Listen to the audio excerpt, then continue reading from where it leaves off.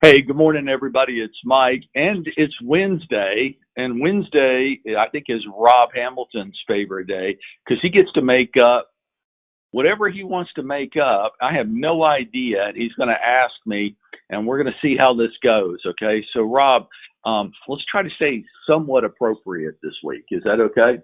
I'll try. Okay. So let's get started. Rob's going to grill me. Let's see what he's got in store for this week.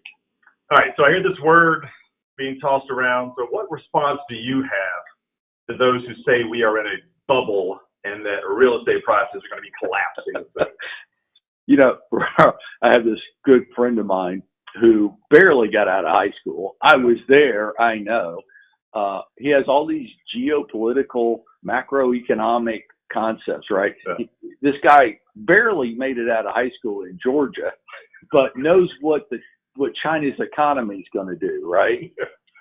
There's no data to support this collapse. It's just Chicken Little running around screaming that the sky is going to fall because they're drama queens and they love that stuff. It is entertaining to predict bad things happening. I don't ever hear people predicting the good things to happen. It's just that, we've got climate change and all the icebergs in the world are going to melt and we're all going to drown. See, that's great theater, right? Yeah. But they never talk about the great stuff that's going on in this world.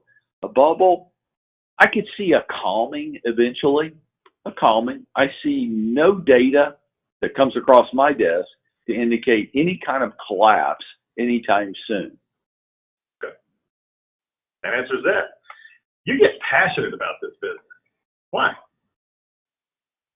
The reason I got in was I wanted to work for myself. I wanted to have my own business. I didn't have any money. I didn't have any education. I didn't have a trade or a skill. Okay. Well, it's hard to get people to loan you money to start a business when you don't know what you're talking about. You don't have any capital to put into yourself and you have no experience or skill. True. People tend to be a little unwilling to fund that, right? Yes. So you look around, you say, well, look, I want to work for myself, and if I want to take advantage of unlimited potential, I want it to exist for me. I don't want somebody else telling me what I can make this year. I want to determine. That's how I was. There's very few things you can do that actually allow you to do that, this business being one of them. And the barrier to entry was admittedly pretty low. Now, once you're here, it's what you want to make of it. To me, it's a little bit like college. So I went to Georgia, and people say, well, I wouldn't go to a big school. Hey, you know what? And I know you went to Clemson. Big schools like that, they're whatever you make them to be. If you want a great education, it's there. If you want to have a great time and party, that's absolutely there. If you want to get involved in small groups, if you want to get involved in big groups, if you want a football team, whatever you want, it's there. It's what you make of it. That's why I get excited about this business because it can be whatever you want to make it to be. Okay. Well, I guess my question is, at this point, after 10,000 sales, why not do like everyone else and just go retire and play golf? Okay. And that's that. See you later. Well, because I don't want to, because I don't admire and respect that in other people. I mean, people live their lives however they choose to live their life, but I just wasn't brought up that way. I could hear my grandfather in my back of my head calling me a bum, right? Men get up and get dressed and go to work, and they take care of their families, and they help other people. That's what he would have said was a man. So I don't want to wake up tomorrow and not have anything to think about except my golf game. That would get old pretty quickly. And when I got into this business, and nobody helped me, not in a practical way.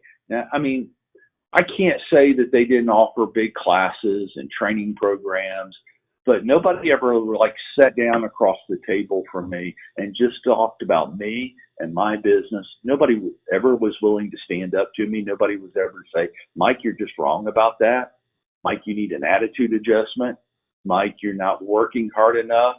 Your goals and your work ethic aren't matching up. Nobody ever did that. And when I look back on it, I could have used a whole bunch of that.